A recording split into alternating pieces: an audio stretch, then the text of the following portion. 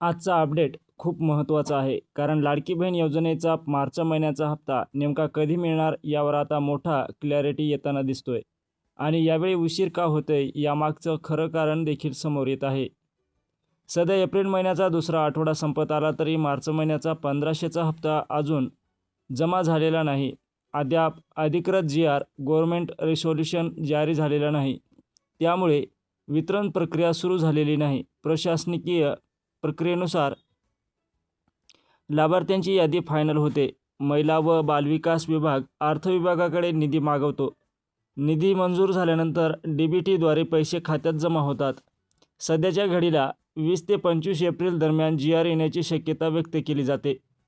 त्यानंतर 4 ते 5 दिवसात म्हणजेच 25 ते 30 एप्रिल दरम्यान मार्चचा हप्ता खात्यात जमा होऊ शकतो.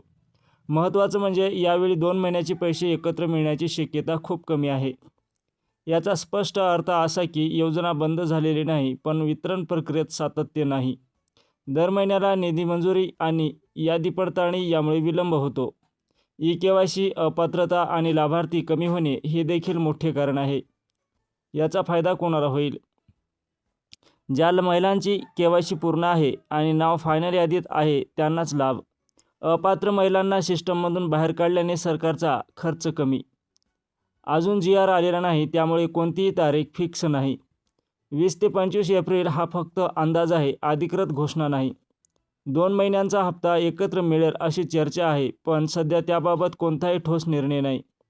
एप्रिल महिन्याचा हप्ता वेगळा आणि मे महिन्यात मिळण्याची शक्यता जास्त आहे.